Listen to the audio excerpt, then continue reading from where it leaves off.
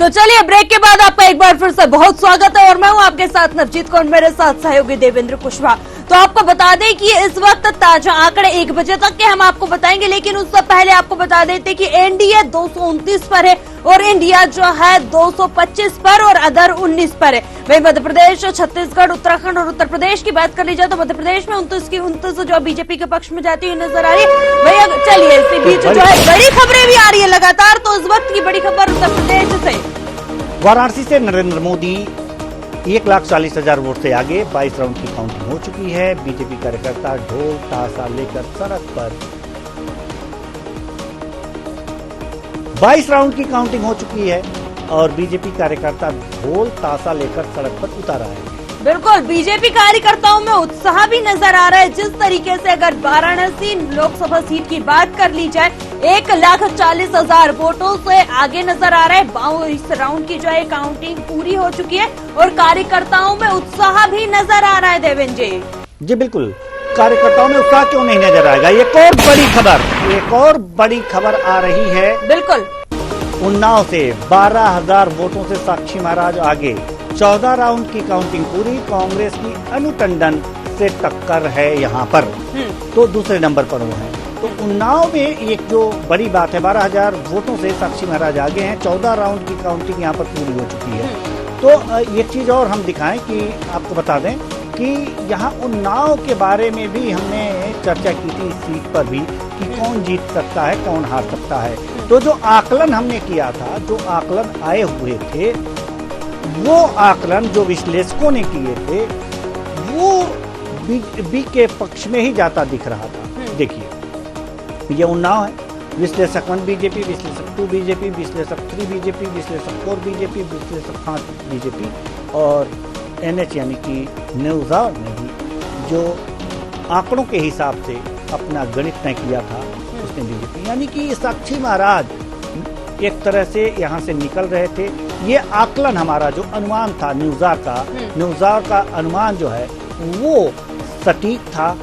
और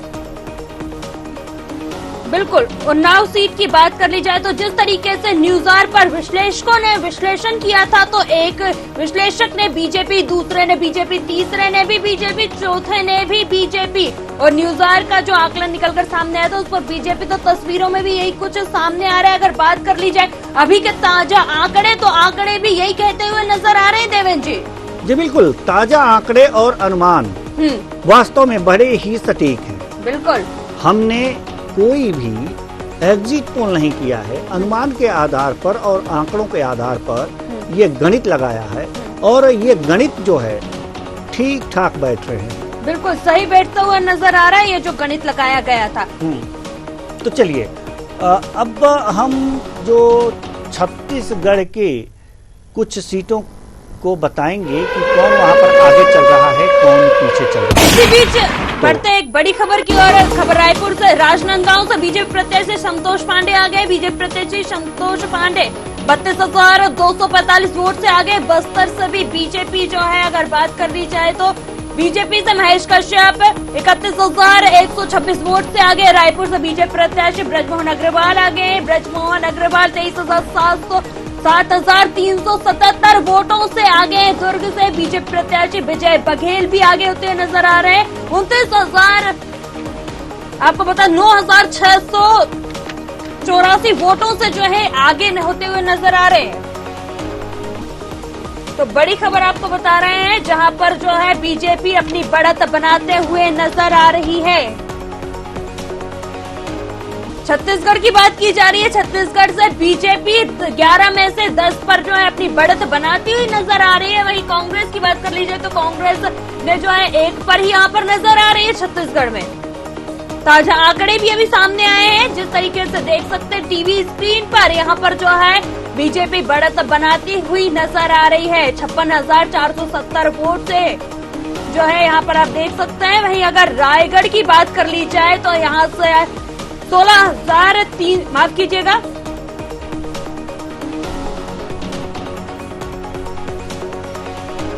यहाँ से जो है बीजेपी अपनी बढ़त बनाती हुई नजर आ रही है। एक लंबी लीड लेकर चल रही है बीजेपी यहाँ से। एक और बड़ी खबर आ रही है इस वक्त टीवी स्क्रीन पर आपको दिखा रहे हैं। उत्तर प्रदेश से अरुण गोविल का बयान सामने आया है। सब कुछ अच्छा है भैया, स्थिति बहुत अच्छी है। मेरठ लोकसभा सीट से बीजेपी उम्मीदवार है।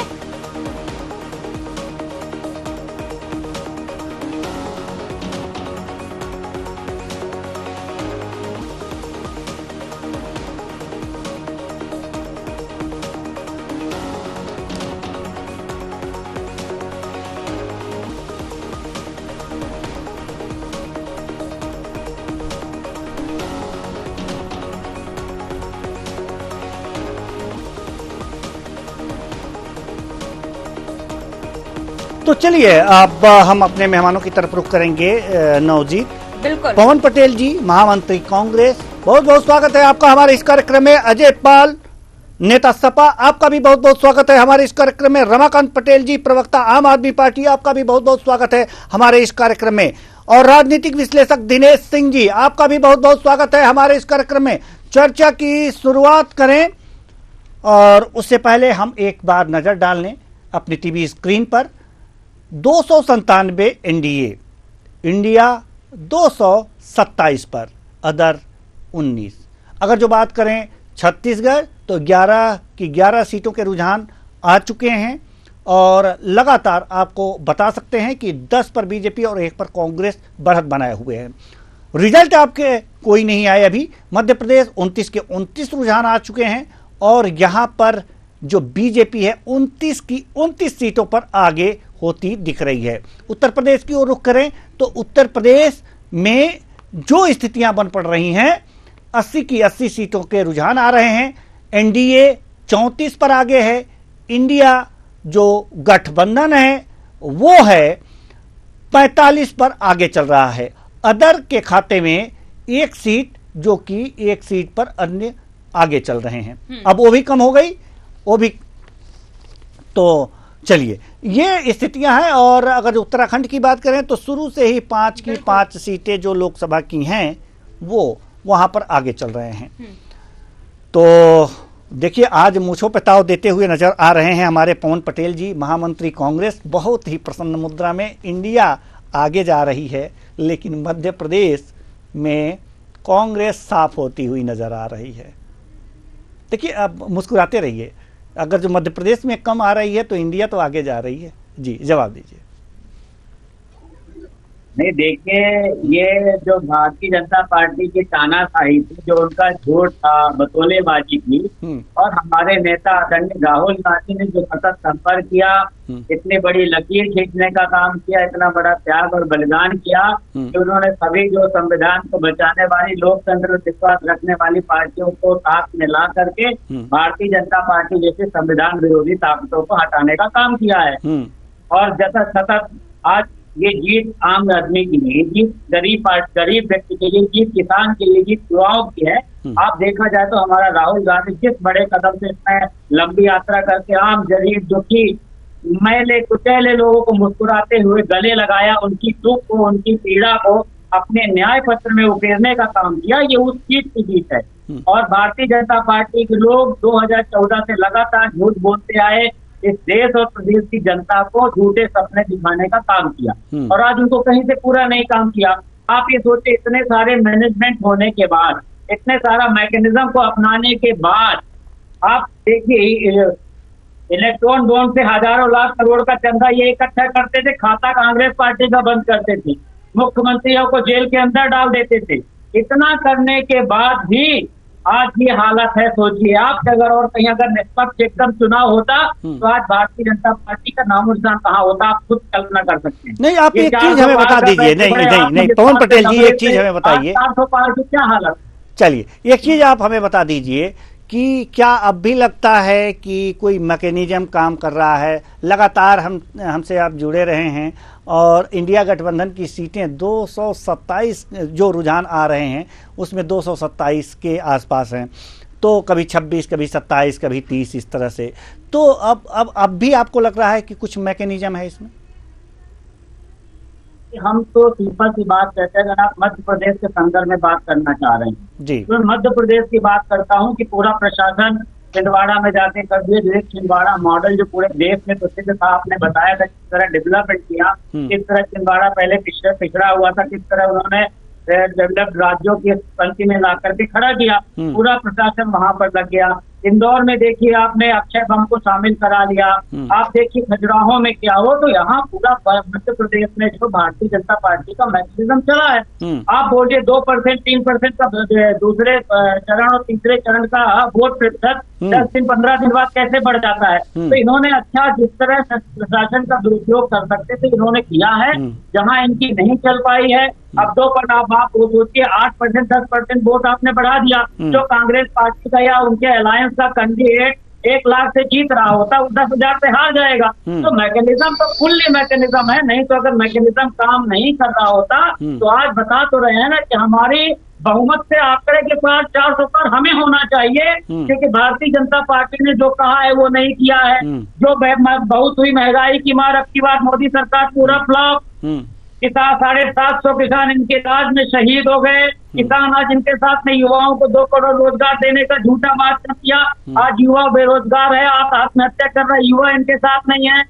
100 दिन में काला धन लाने वाले थे, बुलेट ट्रेन, स्मार्ट सिटी, अनेकों ऐसे सपने दिखाए। 450 में सिलेंडर लेकर के ढिढोरा पीट रहे थे। भारतीय जनता पार्टी ने जिन 10 गारंटियों को सबसे ज्यादा प्रचारित और प्रसारित किया, उन गारंटियों को पूरा किया हो तो बता दीजिए। ये इनका जो इनकी सीटें आ रही, इनके मैकेनिज्म की सीटें हैं। एक्चुअल में जो चुनाव होता तो सीटें का आंकड़ा कुछ और ही होता। 400 पार के आसपास इंडिया गठबंधन होना चाहिए। चलिए ठीक है, चलिए ठीक है, हम आएंगे आपके पास। अजय पाल जी, नेता सपा, हम आपके पास आना चाहते हैं। अजय पाल जी, सवाल यहां पर यह है कि जो हमारे पवन पटेल जी हैं वो तो कह रहे हैं कि मैकेनिज्म है अभी भी, लेकिन अजय पाल जी आप हमें ये बताइए कि उत्तर प्रदेश में इंडिया गठबंधन 44 सीटों पर आगे है और एनडीए 35 सीटों पर आगे है। ऐसे में क्या आपको लगता है कि कोई मैकेनिज्म है या कुछ खेल है, ईवीएम में खेल या कुछ अन्य चीजें?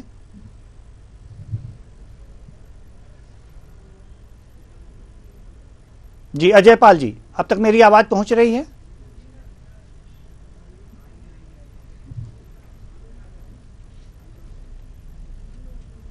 चलिए जी अजय पाल जी, सवाल आपसे। जी अजय पाल जी, मेरी आवाज आप सुन पा रहे हैं? चलिए, अजय पाल जी तक हमारी आवाज नहीं पहुंच पा रही है। रमाकांत पटेल जी, प्रवक्ता आम आदमी पार्टी। रमाकांत पटेल जी, ये मध्य प्रदेश, छत्तीसगढ़ और उत्तर प्रदेश के परिप्रेक्ष्य में आप क्या कहेंगे?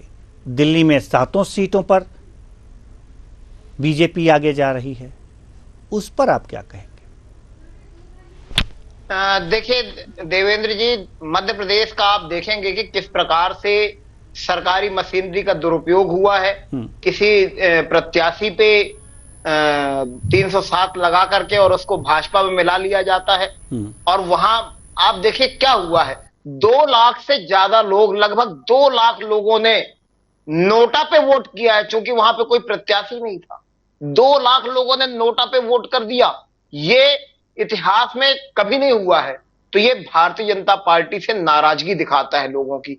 अगर यहां पर सरकारी मशीनरी का दुरुपयोग नहीं हुआ होता तो निश्चित तौर पे यहां पर भी परिणाम कुछ और होते। मध्य प्रदेश की बात करें, चाहे छत्तीसगढ़ की बात करें या चाहे दिल्ली की बात करें, वोटिंग के दिन ही लगातार कई तस्वीरें आ रही थी जो सोशल मीडिया में खूब वायरल हो रही थी कि कहीं दरवाजा बंद कर लिया गया है, जहां पर भाजपा के खिलाफ वोट पड़ रहे हैं वहां वोटिंग धीमी कर दी गई है। ये तमाम चीजें होती रही हैं। ये लगातार मध्य प्रदेश के अंदर हावी रहा है। सरकारी मशीनरी का दुरुपयोग, चाहे इस चुनाव की बात कर लें, चाहे पिछले विधानसभा चुनाव की बात कर लें, या चाहे उसके पहले नगरीय निकाय की बात कर लें मध्य प्रदेश के अंदर, तो भाजपा यहां पर तमाम सरकारी तंत्र का दुरुपयोग करके चुनाव को प्रभावित करती रही है। अभी राजगढ़ में वोटिंग की काउंटिंग रोक दी गई थी, वोटिंग के दिन भी बड़ा नाटक हुआ था। तो ये तमाम चीजें दिखाती हैं। हाँ, इनकी सरकारी मशीनरी का दुरुपयोग कई जगहों पे नहीं चल पाया, पश्चिम बंगाल में नहीं चल पाया। सरकारी मशीनरी का दुरुपयोग उत्तर प्रदेश में नहीं हुआ, तो ये दिखाता है कि भारतीय जनता पार्टी हरियाणा में नहीं हुआ। कैसे इनकी सीटें कम हो रही हैं, राजस्थान से सीटें कम हो रही हैं। और निश्चित तौर पे जो ये भारतीय जनता पार्टी नारा दे रही थी, खूब छाती फुला के घूम रही थी, गुब्बारा फुला के घूम रही थी, वो गुब्बारा 400 पार वाला फूट गया है। तो भारतीय जनता पार्टी का गुब्बारा फूट गया है और देश की जनता ने जो मैंडेट दिया है वो बता दिया है कि अब नरेंद्र मोदी जैसा झूठा व्यक्ति प्रधानमंत्री नहीं चाहिए। निश्चित तौर पे नरेंद्र मोदी जैसा झूठा व्यक्ति इनको प्रधानमंत्री नहीं चाहिए, देश की जनता को। और जो एनडीए गठबंधन के लोग हैं जो किसी डर से बड़ा खार खाए हुए हैं साथ थे जी, बिल्कुल जो नहीं खार खाए हुए नहीं, मैं सच्चाई बतला रहा हूं, जो किसी डर से भारतीय जनता पार्टी के साथ थे, अब वो भारतीय जनता पार्टी को छिटक देंगे। 1,40,000 1,40,000 से आगे हैं प्रधानमंत्री नरेंद्र मोदी वाराणसी से। बड़ी खबर आ रही है। तो आपको बता दें, राजस्थान से जयपुर लोकसभा सीट से बड़ी खबर सामने आ रही है। जयपुर सीट से जीती बीजेपी प्रत्याशी मंजू शर्मा। आपको बता दें कि यहाँ पर जो है बीजेपी प्रत्याशी मंजू शर्मा जो है वो जीत चुकी है। बड़ी खबर बता रहे हैं आपको, जयपुर से 8,86,850 वोटों से जीती मंजू। राजस्थान से बड़ी खबर बता रहे हैं आपको, जीत यहाँ पर उन्होंने दर्ज कर ली है देवेंद्र जी। बिल्कुल, तो कम से कम पूरा एक रिजल्ट पहला राजस्थान से हमारे पास आया कि जयपुर सीट से जो है बीजेपी प्रत्याशी जीत गई हैं। बिल्कुल, तो रुझानों में एक बड़ा एक और बड़ी खबर आ रही है। तो इस बीच एक और बड़ी खबर आ रही है, आपको दिखा रहे हैं टीवी स्क्रीन पर। पंजाब से जालंधर सीट से जुड़ी है बड़ी खबर। जालंधर सीट से कांग्रेस प्रत्याशी चन्नी चरणजीत सिंह चन्नी को मिले करीब 3 लाख वोट। तो बड़ी खबर आपको बता रहे हैं पंजाब से जालंधर से, जहां आपको बता दें कि जालंधर सीट से जीते कांग्रेस प्रत्याशी चन्नी जीत चुके हैं। उन्होंने अपनी जीत दर्ज कर दी है करीब 3 लाख वोटों से। चरणजीत सिंह चन्नी यहाँ जीत दर्ज कर चुके हैं। बड़ी बात है, जालंधर सीट से कांग्रेस प्रत्याशी थे। तो अब ये दूसरा विजेता हम अपने टीवी स्क्रीन पर दिखा रहे थे कि जालंधर सीट से जुड़ी यह बड़ी खबर, जहां से कांग्रेस प्रत्याशी चरणजीत सिंह चन्नी विजेता हुए हैं। बिल्कुल, एक और बड़ी खबर आ रही है, टीवी स्क्रीन पर आपको दिखा रहे हैं इस वक्त की बड़ी खबर। उत्तर प्रदेश से महाराजगंज से पंकज चौधरी 5,800 वोटों से आगे हैं। बदायूं से दुर्विजय शाक्य जो है 18,000 वोटों से आगे हैं। बड़ी खबर आपको उत्तर प्रदेश से बता रहे हैं, सपा के पुष्पेंद्र सरोज जो है वो भी आगे बढ़ते हुए नजर आ रहे हैं। मुरादाबाद से रुचि वीरा 51,000 वोटों से आगे हैं। और आपको बता दें कि बाराबंकी से भी जो है आगे बढ़त करती हुई बीजेपी नजर आ रही है। मिर्जापुर से अनुप्रिया पटेल 20,000 वोटों से जो है आगे हैं और 2,200 बिल्कुल 2,200 वोटों से आगे हैं। बिल्कुल, ये बहुत कम वोटों से अभी तो पीछे चल रही थी, लेकिन 2,200 वोटों से आगे चल रही है। बिल्कुल, मेरठ की बात कर ली जाए तो अरुण गोविल 25,000 वोटों से पीछे हैं। और सहारनपुर से इमरान मसूद 87,000 वोटों से आगे हैं सहारनपुर से। बिल्कुल, इमरान मसूद इस बार जो है इनका जलवा देखने को मिल रहा है यहाँ पर। मुरादाबाद से रुचि वीरा 51,000 वोटों से आगे हैं। बाराबंकी से तनुजा पुनिया 1,30,000। देखिए, जो 1,30,000 वोटों से आगे हैं उनको कवर कर पाना अब मुश्किल। बिल्कुल, एक लंबी लीड चल रही है यहाँ पर, लंबी लीड लेकर चल रहे हैं। पीछे चल रही है मेनका गांधी सुल्तानपुर से, ये बड़ी खबर है। सुल्तानपुर से मेनका गांधी पीछे चल रही हैं। ये चीज जो आई है, ये बड़ी खबर कह सकते हैं इसको, कि यहाँ पर सहारनपुर से इमरान मसूद 87,000 वोटों से आगे चल रहे हैं। ये आगे की बात है। और अब जो है हम आपको बताएं कि सपा से पुष्पेंद्र सरोज आगे, मुरादाबाद से रुचि वीरा आगे, बाराबंकी से तनुज पुनिया आगे, और पीछे कौन है जरा ये भी देख लेते हैं कि मिर्जापुर से अनुप्रिया पटेल आगे, सुल्तानपुर से मेनका गांधी 20,000 वोटों से पीछे चल रही हैं। सुल्तानपुर से मेनका गांधी 20,000 वोटों से पीछे चल रही हैं। अब हम अपने मेहमानों की तरफ रुख करेंगे। तो हमारे साथ जो मेहमान हैं उनकी तरफ हम रुख करेंगे। हमारे साथ अभी बीजेपी से तो जुड़े नहीं हैं, लेकिन पवन पटेल जी, आप मायूस ना हो, आपका मुस्कुराता चेहरा टीवी पर बहुत अच्छा लगता है, तो मुस्कुराते रहिए, क्योंकि सुल्तानपुर की अगर जो हम जहां तक बात करें तो सुल्तानपुर से मेनका गांधी पीछे चल रही हैं। इस बात से खुशी की अनुभूति हो रही है कि नहीं हो रही? नहीं, देखिए, लोकतंत्र को बचाने के लिए जो भी निर्णय होंगे उसमें खुशी की अनुभूति होनी चाहिए, जिसका विश्वास संविधान और लोकतंत्र में होगा। तो बट ऑब्वियसली खुशी की हमने तो हमेशा कहा है एक स्वस्थ विपक्ष होना चाहिए। तानाशाही के संविधान से इस देश को नहीं चलाना चाहिए। भाई वो अपनी पार्टी, उनकी विचारधारा, हमारी अपनी विचारधारा, लेकिन जब तानाशाही के भाव आ जाते हैं, हम 400 पार, हम 500 पार, ये भाव नहीं आने चाहिए। आपने 2014 में इतनी बतौलेबाजी की, उनको पूरा किया होता तब आप कहते 400 पार, तो समझ में आया। 2014 में कुछ नहीं किया, उसके चुनाव में कुछ नहीं किया, बड़े बड़ी बातें करते गए, काम कुछ नहीं किया, लेकिन फिर भी 400 पार। मतलब मैकेनिज्म देखिए इनकी, पहले प्याज का रेट बढ़ जाते थे, सरकारें बदल जाती थी, अब हम महंगाई कम नहीं करेंगे फिर भी हमारी सरकार आएगी। अब युवा हमारी सरकार में आत्महत्या करता जाएगा फिर भी हमारी सरकार आएगी। 750 किसान शहीद हो जाएंगे फिर भी हमारी सरकार आएगी।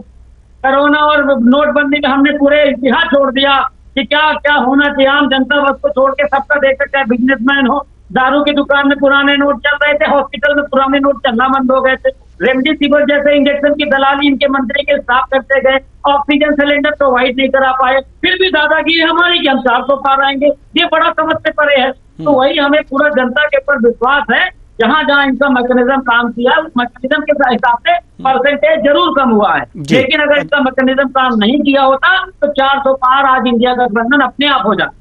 चलिए, अजय पाल जी, नेता सपा, मेरी आवाज आप तक आ रही है? हाँ जी, आ रही है जी। अजय पाल जी, उस बार हम आपका रिएक्शन नहीं ले पाए, लेकिन कुछ तकनीकी खामी की वजह से। अब आप बताइए कि मेनका गांधी 20,000 वोटों से पीछे चल रही हैं, ये खबर सुन करके कैसा लग रहा है सपा को?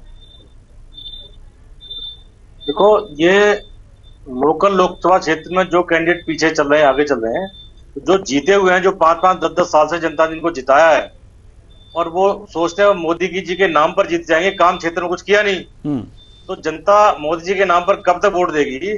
जबकि मोदी जी की स्वयं की पोल खुल गई है कि पहला चुनाव वो झूठ बोल करके जीते, 15 लाख अकाउंट में आएगा। लोगों ने देखा भी नए प्रधानमंत्री जी आ रहे हैं, विदेशों से विदेशी कर्जा लेकर के आएंगे, हो सकता है ऐसा कर दे। वो पहला चुनाव झूठ बोल करके जीते, दूसरा चुनाव धर्म के नाम पर जीते, अब तीसरा क्या बोल के जीतेंगे? अब तो जनता के सामने उनकी खुद की कलई खुल गई है, उनके नाम पर कैसे जीत सकते लोग?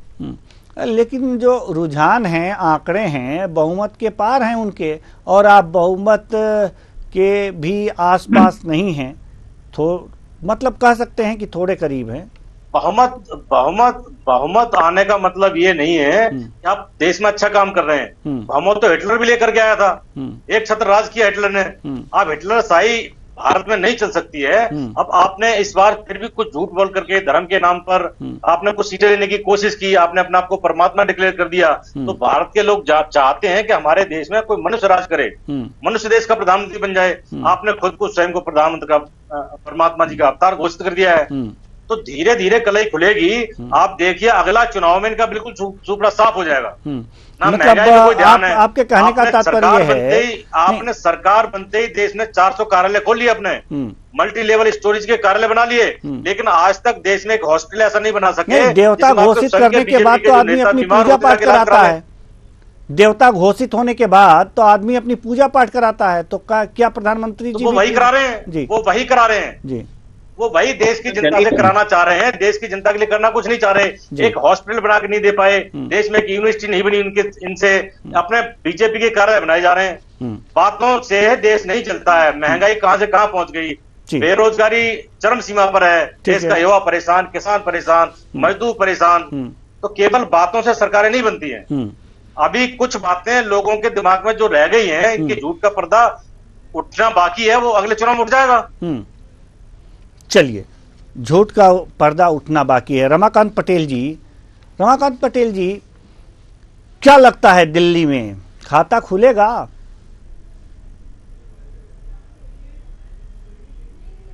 रमाकांत पटेल जी, वोटिंग चालू है, देखते हैं।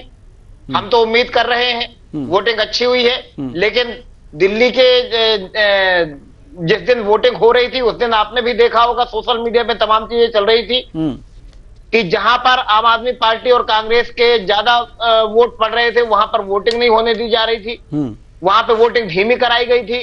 तो ये तमाम प्रयास जो सरकारी मशीनरी का दुरुपयोग करके भारतीय जनता पार्टी कर रही थी, ये उसका असर दिख रहा है कि भाजपा आगे दिख रही है उसमें। लेकिन मैं तब भी कह रहा हूं, फिर भी कह रहा हूं कि भारतीय जनता पार्टी अब सरकार नहीं बना सकती है, प्रधानमंत्री नरेंद्र मोदी अब नहीं बन सकते हैं, ये तय हो गया है। इन्होंने 400 पार जो 400 पार चिल्लाया था, इनका गुब्बारा ब्लास्ट हो गया है। ये 240 के करीब रहेंगे भारतीय जनता पार्टी वाले, और प्रधानमंत्री के चेहरे पे जो चुनाव लड़ा गया था ये पूरा का पूरा विफल हो गया है। लोग महंगाई के खिलाफ वोट किए हैं, लोग बेरोजगारी के खिलाफ वोट किए हैं, लोग तानाशाही के खिलाफ वोट किए हैं। नहीं, रमाकांत पटेल जी, आप जो आंकड़े बता रहे हैं कि 240 के पास रहेंगे, ये तो 1 बजे तक के आंकड़े जो रुझान इलेक्शन कमीशन ने जारी किए हैं 242 के ही जारी किए हैं। अब इसके बाद या तो बढ़ सकता है या घट सकता है। चलिए दिनेश जी के पास आना चाहेंगे। खैर, इनकी चिंता मत कीजिए, इनकी चिंता मत कीजिए। आप दिल्ली में कितना पा रहे हैं, खाता वाता खोल पाएंगे कि नहीं खोल पाएंगे, हम ये पूछना चाहते हैं। देखिए, इंडिया गठबंधन की सरकार बनेगी, आप निश्चिंत रहें। इंडिया गठबंधन नहीं, हमें चिंता आम आदमी पार्टी की है, इंडिया गठबंधन की ही सरकार बनेगी। हमें चिंता आम आदमी पार्टी की है कि दिल्ली में राज्यसभा नहीं, दिल्ली में लोकसभा में एंट्री होगी, दिल्ली में आपकी सरकार है, पार्टी की लोकसभा में एंट्री होगी जी, होगी। चलिए देखते हैं, आम आदमी पार्टी की लोकसभा में एंट्री होगी, आप निश्चिंत रहें। बिल्कुल बिल्कुल, हम भी यही उम्मीद पाले हुए हैं कि कम से कम दिल्ली में एक खाता आपका खुल जाए। चलिए, दिनेश सिंह जी हमारे साथ राजनीतिक विश्लेषक मौजूद हैं। जैसा कि आंकड़े हमारे जो टीवी स्क्रीन पर चल रहे हैं उसे आप देख भी रहे हैं, 300 के आंकड़े एनडीए और 300 के आर, कभी पार, कभी इधर कभी उधर, यही हो रहा है। न 300 से बहुत ज़्यादा आगे जा रही है एनडीए, न पीछे जा रही है। वहीं इंडिया में भी 225, 26, 27, फिर 15, इसी में आगे पीछे ये लोग चल रहे हैं। ये खेल हो रहा है। एक बात इससे पहले वाली डिबेट में एक बात सामने निकल करके आई है कि अगर इंडिया गठबंधन के आंकड़े ज़्यादा हो जाते हैं और करीब करीब बहुमत के पास पहुंचती है, तो नीतीश कुमार जी अपने घर के बाहर एक बोर्ड लगा रखे हैं कि नया बोर्ड अभी लगा है थोड़ी देर पहले कि नीतीश कुमार सबके हैं। तो क्या इसको मान लिया जाए कि अगर जो आंकड़े बढ़ेंगे इंडिया के, तो नीतीश प्रेम भी बढ़ेगा इंडिया का? जी, आप सभी को नमस्कार कुशवाहा जी। बहुत बढ़िया आपने बोला। सबसे पहले तो मैं देखिए सपा, कांग्रेस और जो इंडिया गठबंधन है उन लोगों को बधाई देना चाहूंगा और शुभकामनाएं देना चाहूंगा। इन्होंने बेहतरीन प्रदर्शन किया और जैसे कि देखिए अगर ये पक्ष में नहीं पहुंच पाते तब भी देखिए विपक्ष में रहते हुए मजबूत भूमिका भी निभा रहे हैं और पिछली बार जो मुद्दे कुछ रह गए उनको उठा के और पूरे तरीके से विपक्ष में रहने का एहसास पूरा करवा पाए। दूसरी बात देखिए, अभी एक प्रवक्ता कुछ बता रहे थे कि उन्होंने बताया कि कितने क्या मतलब एक इंस्टीट्यूट बनाए नहीं बनाए। मैं थोड़ा बताना चाहूंगा कि 2014 के बाद में 7 IIT, 16 IIITs, 7 IIM, 15 एम्स और 390 यूनिवर्सिटीज बनाई गई। तो देखिए इस मुद्दे की बातचीत तो खैर एक अलग चीज है, लेकिन हाँ विकास कार्य हुए, इसमें कोई डाउट की बात नहीं है। बाकी लेकिन देखिए जनता होती है तो अपने तरीके से संभावनाओं का जैसे खेल है राजनीति, तो किसी न किसी तरीके से कौन से मुद्दे को पकड़ के जनता नाराज हो जाए, किस वजह से क्या हो जाए, कुछ हो सकता है कि जैसे कि गर्मी में जैसे बहुत सारे लोगों ने जैसे सोच लिया कि मोदी जी आ ही रहे हैं तो वोट करने की आवश्यकता नहीं है, उस तरह की चीज होगी। और या फिर देखिए पूरे तरीके से एक्टिव जो पक्ष रहा और उन्होंने अपने तरीके से घर से निकाल के वोटर्स को एक्टिवेट करके डाला और होता है भाजपा के जो कार्यकर्ता थोड़े उसमें सुस्ती दिखा गए। तो कुछ भी कारण देखिए, कुछ भी रचते हैं, लेकिन दोनों तरफ से लोगों ने कार्यकर्ता देखिए भगवान के समान होता है। किसी पार्टी कार्यकर्ता जो है वो ईश्वर का रूप है और उसी की दारोमदार पे, उसी की चीजों पे सब कुछ होकर के और आगे जो नेता जो बनते हैं, जो MP या मतलब एक जो भी बनते हैं, चाहे पार्षद भी हों, तो बिना पार्टी के कार्यकर्ता के वो एक इंच उनका चलना देखिए मुश्किल होता है।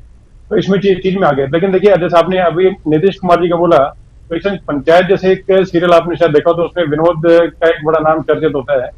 तो उसमें थोड़ा सा बताएंगे कि देख रहा विनोद ये सब क्या हो रहा है। तो अपने तरीके से पलट के जाते नहीं जाते हैं अलग चीज है, लेकिन अभी के साथ जो है आवाज काफी ज्यादा गूंजने लगी है। जी हम इसे दुरुस्त कराते हैं। मतलब मैं आवाज गूंज रही है, हमारी टेक्निकल टीम अगर जो इसे दुरुस्त कर सके तो बेहतर होगा। जी हाँ, तो नीतीश जी देखिए, जैसे उनका पुराना अपने तरीके से जो भी इतिहास रहा कुछ रहा है, लेकिन देखिए 15-17 सीट हैं और अभी देखिए मतलब मैं आपको बताना चाहूँ करीब 60-70 सीट ऐसी हैं कुशवाहा जी, जिसमें जो मतलब आप मान के चले कि जो अंतर है वो 5-7 हजार के आसपास है।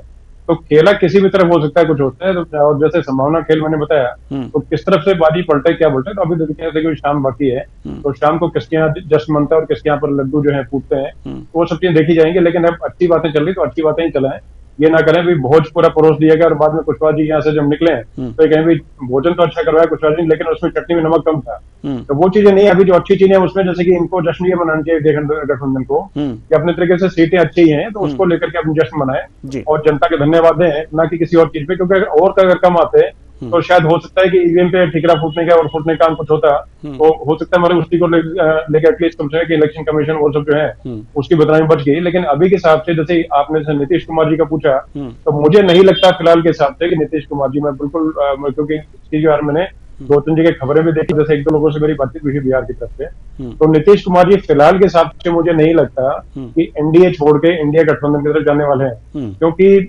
त्यागी जी जो इनके प्रवक्ता हैं उन्होंने स्पष्ट कर दिया है कि हम लोग कहीं छोड़ के एनडीए को छोड़ के जाने का विचार या मन नहीं बना रहे हैं, हम लोग यहीं पर रह करके जनता की सेवा करेंगे। तो इस चीज को लेकर आप मतलब इंडिया गठबंधन अगर ये संभावना अगर तलाश कर रहा है तो संभावना देखिए, संभावना रहती है कई बार, लेकिन अपने तरीके से आगे प्रदर्शन क्या रहता है वो अलग चाहिए। लेकिन अभी देखिए 300 के आसपास एनडीए गठबंधन है, आगे होता है बढ़ भी सकती है सीटें, होता है भी, लेकिन अपने तरीके से अभी अगर कुछ भी है वर्ष से वर्ष कम सिनेरियो भी कुछ अगर रहेगा तो देखिए भाजपा और कांग्रेस के सीट जो है जैसे कि अब ये मान के चले कि ट्रिपल डिजिट में पहुंच गई है, तो उनको मतलब दोबारा एक तरह से मैं शुभकामनाएं देता हूँ, लेकिन इतनी पहुंचे भाजपा के नजदीक नहीं पहुंच पाएंगे। तो पहला देखिए राष्ट्रपति की तरफ से जो न्योता जो मिलेगा सरकार बनाने वो मतलब कि एनडीए की सरकार बोलनी है भाजपा को पहले सबसे पहले मिलेगा, तो उसके बाद देखिए जब एक बार न्योता मिलता है उसके बाद में अगर थोड़ा बहुत अंतर होता है तो वो आप और हम सब जानते हैं कि अपने तरीके से आराम से करके जब से सरकार की तरफ से जाना चाहते हैं, और इनके साथ में तो बहुत बड़ा भारी रिफ्ट नहीं है, अपने जैसे कि जो सहयोगी दल है उनको भाजपा ने और पहले तरीके से रखा है, तो मुझे नहीं लगता कि इस तरीके में और हो सकता है कोई बढ़िया मतलब क्या प्रत्याशी कुछ देखने को चीजें मिले हैं कि हो सकता है दीदी जो है वो भी आकर के और एनडीए गठबंधन की तरफ शामिल ना हो जाए, तो ये भी अगर देखने को मिले तो मेरी बात मार्क करके रखिएगा कि ये भी खेला करने का काम कहीं मतलब कि इंडिया गठबंधन के साथ ना हो जाए। तो इसी बात के साथ मैं अपनी बात समाप्त करता हूं। यानी कि खेला इधर से भी हो सकता है उधर से भी हो सकता है, संभावनाएं इधर से ज्यादा कुछ जी इंडिया की तरफ से कुछ आपको ज्यादा लग रही है, ऐसा आपकी बातों से लगता है? नीतीश हाँ मतलब नीतीश जी जो है वो अगर इस तरफ जाने की बात करें, नीतीश जी से डबल सीट जो है दीदी के पास में है, तो अगर एक जाएंगे वो तो दूसरे का आ जाएगा। और दूसरा देखिए कि एंड टाइम पे जो गठबंधन 2 रहे चंद्रबाबू नायडू के साथ में नीतीश जी के साथ में, तो ये एक तरह से निर्णायक साबित हुए, गेम चेंजर साबित हुए, क्योंकि अदरवाइज इन दोनों के साथ अगर मैं स्पष्ट बता रहा हूँ चीजें, मैं बिना किसी लाग लपेट के बोलता हूँ, आप जानते हैं सब चीजें, कि अगर मैंने कि इंडिया गठबंधन के बारे में नेगेटिव चीज बोली तो एनडीए के बारे में बताना चाहूंगा कि अगर जैसे ये रणनीति का हिस्सा माने कुछ ही माने, लेकिन अगर ये चंद्रबाबू नायडू के साथ में और नीतीश जी के साथ में अगर गठबंधन नहीं रहा होता तो अभी कम से कम 30 सीट का और फर्क पड़ गया होता गठबंधन में, तो उसमें आप समझ सकते हैं कि क्या स्थिति रहती क्या रहती, और उसमें फिर इंडिया की प्रबल दावेदारी और अपने तरीके से साबित हो सकती है, लेकिन अभी के हिसाब से फिलहाल नजर नहीं आता जी। तो जो कि अब इस चर्चा का वक्त है वो खत्म हो चुका है, इसलिए बहुत बहुत धन्यवाद सभी मेहमानों का, आप आए और अपने अपने विचार साझा किए। तो कुल मिलाकर के देखा जा सकता है कि लगातार रुझान आ रहे हैं, कुछ परिणाम भी आ गए हैं और परिणामों की शुरुआत बड़ी खबरों से उत्तर प्रदेश से अमेठी से बीजेपी को बड़ा झटका, बीजेपी प्रत्याशी स्मृति ईरानी चुनाव हार चुके हैं। तो बड़ी खबर आपको बता रहे हैं, 95,000 वोट से स्मृति ईरानी चुनाव हार गई और किशोरी लाल शर्मा ने जीत दर्ज कर ली है। बड़ी खबर आपको बता रहे हैं, अमेठी में राहुल गांधी, कांग्रेस ने राहुल गांधी के हार का बदला ले लिया है। 5 साल बाद अपने ही सिपे सालार को लड़ा करके स्मृति ईरानी से हार का बदला लिया, किशोरी लाल शर्मा ने जीत दर्ज कर ली। बिल्कुल, लगभग 95,000 वोट से हारी है स्मृति ईरानी, कांग्रेस के किशोरी लाल शर्मा ने उन्हें हराया है। अमेठी से बड़ी खबर आपको बता दें कि बीजेपी को बड़ा झटका लगा है, बीजेपी प्रत्याशी स्मृति ईरानी हारी है चुनाव, लगभग 95,000 वोट से हारी है स्मृति ईरानी। तो चुनाव हार गई स्मृति ईरानी। चलिए एक और बड़ी खबर आ रही है इस वक्त, तो आपको बता दें कि इस वक्त की बड़ी खबर टीवी स्क्रीन पर आपको बिहार से पाला बदल सकते हैं नीतीश कुमार। सोशल मीडिया पर नीतीश का एक पोस्ट वायरल हुआ है, नीतीश सबके हैं का पोस्ट वायरल हो रहा है। नीतीश सबके हैं, कब के किसके हो जाएंगे कुछ पता नहीं, किसको छोड़ के चले जाएंगे कुछ पता नहीं। तो क्या पाला बदल सकते हैं नीतीश कुमार, बड़ा सवाल। लेकिन अभी ऐसे कुछ नीतीश सबके हैं, ये आप पोस्टर देखिए, नीतीश किसके हैं, सबके हैं। ये उनके घर के बाहर पोस्टर लगा हुआ है। ये तो बिल्कुल अब शाम तक ही पता चलेगा कि आखिर किसके हैं नीतीश कुमार। नहीं आंकड़े जी नवजीत, जो आंकड़े अगर जो इंडिया के बढ़ेंगे और कुछ आंकड़े इस तरह के फंसने वाले होंगे कि इनको मिला लिया जाए तो इंडिया की सरकार बन जाए, तो वास्तव में इसीलिए ये पहले से ही भूमिका बन रही है नीतीश कुमार की। बिल्कुल। तो चलिए इसी भूमिका के साथ अब जो हमारा वक्त हुआ है, ये वक्त हो चला है एक छोटे से ब्रेक का। तो मुझे और हमारी सहयोगी नवजीत कौर को थोड़ी देर के लिए दीजिए ब्रेक, जल्द लौटेंगे। देखते रहिए न्यूज़।